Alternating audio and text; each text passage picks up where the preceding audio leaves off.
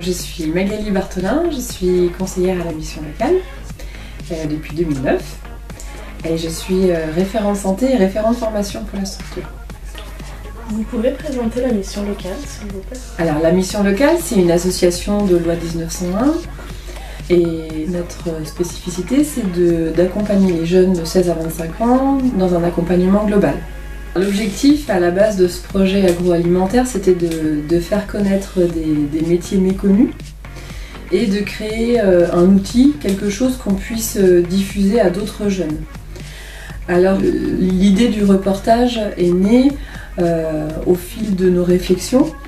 L'idée c'était que les jeunes soient acteurs de ce projet en filmant et en créant un film et puis en créant un outil qui soit diffusable ensuite auprès d'autres publics. Je m'appelle Fabien Louison, donc j'ai 22 ans et j'habite à Lagneux. Je m'appelle Sonia, j'ai 23 ans et je suis nouvelle à Ambérieu. Je suis Thomas Judicaël, j'ai 18 ans et je suis de Saint-Rambert. Je m'appelle Florian, j'ai 19 ans et j'habite à Ambérieu. Donc j'ai connu la mission locale par le biais de ma soeur qui était inscrite. Et donc après, je suis venu moi-même en ayant parlé de la mission locale avec ma soeur. Donc je suis venu ici et donc je me suis inscrit et donc depuis la mission locale m'aide beaucoup, que ce soit pour les petites formalités du genre refaire le CV correctement, refaire la lettre de motivation.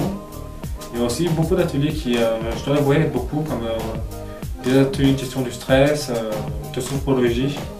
C'est quand même très intéressant. Je viens de ma famille qui m'ont conseillé de venir m'inscrire. Donc c'est comme ça que je suis venue m'inscrire. J'ai connu la mission locale par le biais de ma famille. C'était quelque chose qui pouvait m'intéresser étant donné que j'ai arrêté mes études. Je me baladais dans la rue et puis je suis passé devant, j'ai trouvé que ça pouvait servir à quelque chose. Je participe à ce projet parce que c'est un projet qui est pour moi intéressant. Donc de faire un reportage et donc être acteur de ce reportage. Déjà je ne connais pas grand monde et le projet m'a intéressée lorsque la conseillère me l'a proposé. J'ai déjà participé à ce genre de projet il y a quelques mois de ça. C'était quelque chose qui m'a vraiment intéressée et quand on me l'a proposé, j'ai directement dit. Je trouvais ça intéressant et puis ça me permet de voir d'autres choses. J'ai pas forcément d'idée précise, je m'attends un petit peu à soit que ce soit industriel ou soit que ce soit complètement artisanal. Ce sera un petit peu une surprise pour moi. Je l'imagine grande avec plein de salariés qui sont en plein d'activités, en train de faire de la pâtisserie. Puis voilà. Je les imagine vraiment grandes, plutôt impressionnantes et gourmandes. Déjà, rentrer dans une usine de gâteaux, forcément, ça donne faim, donc oui, je trouve que ça a l'air bien cool même.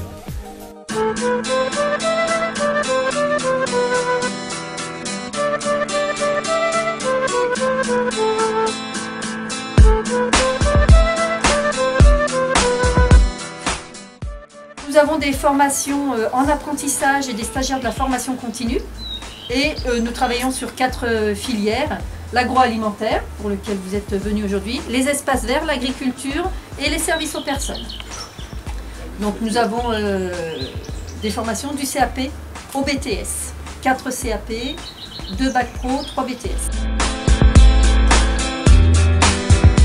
Pour votre film, je ne sais pas ce qu'il va vous falloir. Peut-être il faut peut-être qu'on fasse une visite. Je pense, tous s'habiller, faire une visite. Je vous présente un peu l'intérieur des locaux. Et puis après, si vous avez, il me semble qu'il y a des questions.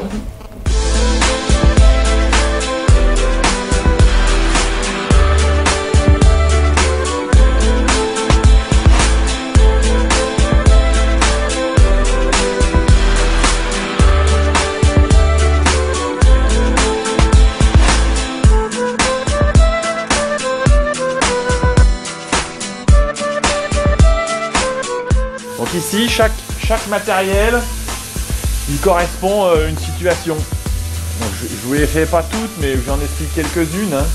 Donc ici, on a une boule de concentration. Dans l'industrie, on appelle ça un évapoconcentrateur. Simple effet.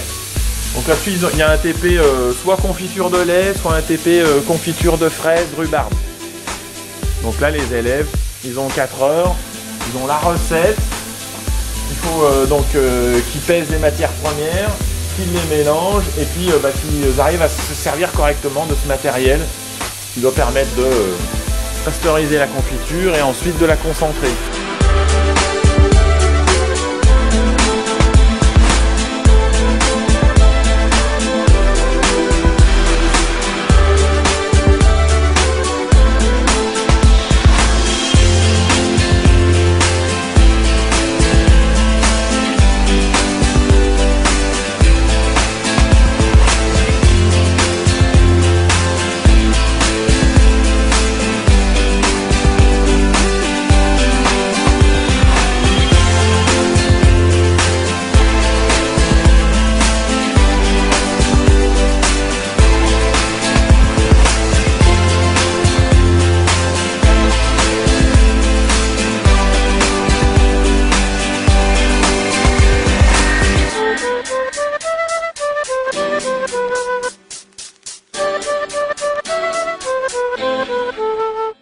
François Pérou, je suis directeur de l'atelier technologique Sardellis depuis 2006. Est-ce que vous pouvez nous raconter votre parcours et votre début de carrière? Ouais. Alors moi j'ai fait une école d'ingénieur agroalimentaire à Rennes, Agrocampus Ouest. Ensuite je suis parti pendant 2 ans faire de la coopération internationale. Après j'ai fait pendant 7 ans, ce qu'on appelle de l'ingénierie de formation, au CFPPA, celui que vous avez visité là. Et en 2006, le poste se libérait, poste de direction sur l'atelier technologique. Et donc j'ai passé les concours qu'il fallait et puis maintenant je suis à la tête de cet atelier depuis 2006.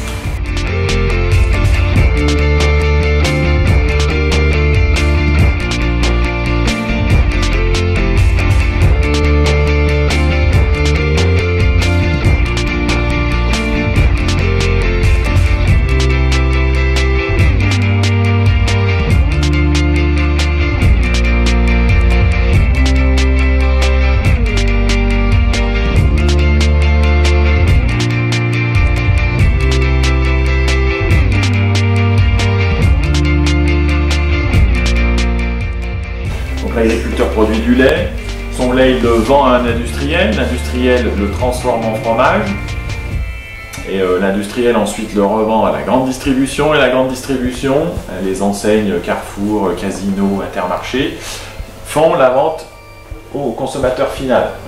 Donc c'est une longue chaîne et de plus en plus on revient à des circuits beaucoup plus courts où le producteur, plutôt que de vendre à un industriel etc., le producteur il dit moi mon lait, plutôt que de le vendre, je vais le transformer moi-même en fromage, je vais faire des yaourts et puis je vais le vendre directement à mes voisins, à des gens que je connais, à mon réseau. Et donc nous on joue un rôle très important dans ce dispositif parce que justement on a des locaux disponibles.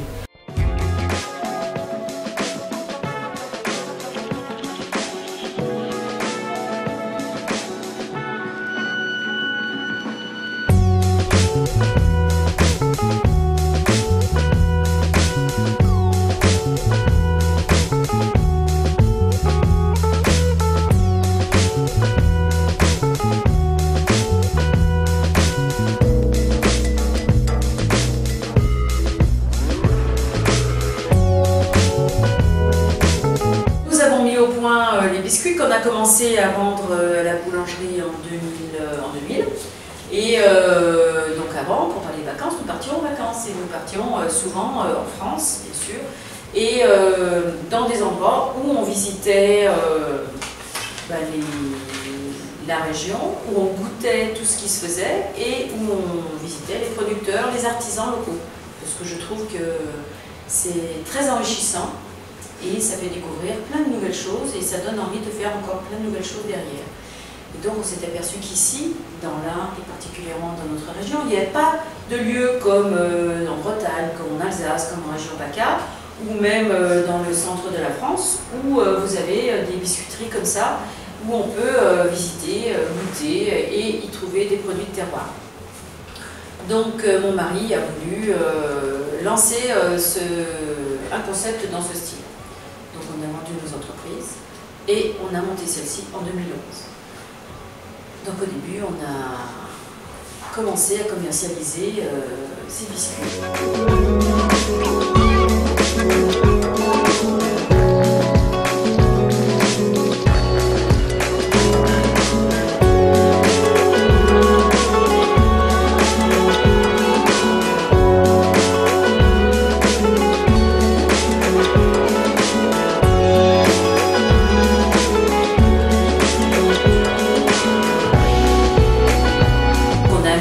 Tout de suite en place la boulangerie-pâtisserie qu'on a ouvert en 2014.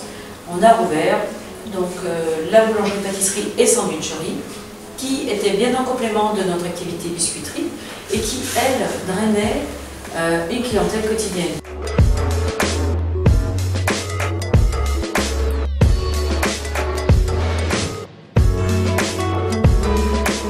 Je m'appelle Noémie, je suis en deuxième année de CAP vente.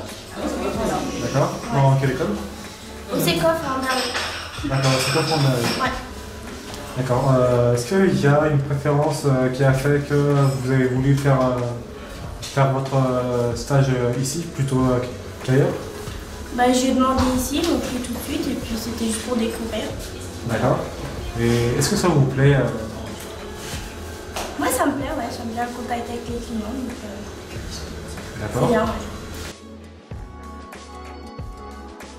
Je suis Véronique Baptiste, je fais partie de la compagnie théâtrale des Étoiles plein les poches. On intervient régulièrement au sein des missions locales de l'Ain et notamment au sein de la mission locale d'Ambérieux dans le cadre de plusieurs projets, à la fois des entretiens, des simulations d'entretien de recrutement et à la fois des projets créatifs comme du théâtre ou de l'audiovisuel. Moi j'ai beaucoup aimé travailler avec ces jeunes-là parce qu'ils étaient dynamiques, ils étaient investis, même quand c'était pas forcément leur domaine d'activité, parce qu'on a visité des entreprises liées à l'agroalimentaire, tout le monde était quand même motivé voilà, pour aller voir un petit peu ce que c'est. Et puis faire un film, faire un reportage, c'est pas si évident que ça. Donc tout le monde a joué le jeu en essayant de s'investir. Certains jeunes filmaient, certains jeunes prenaient les photos, d'autres prenaient plutôt le son. Enfin ça restait vraiment un travail d'équipe. Et moi c'est ça que j'ai bien aimé, c'est que tout le monde s'entendait bien et essayait de réaliser un projet commun. Donc c'est une belle réussite et je trouve que l'objectif principal de relier un peu les uns avec les autres, déjà ça a fonctionné. Et ensuite la réalisation du reportage, je trouve que tout le monde s'en est vraiment sorti comme des professionnels, donc bravo à tous.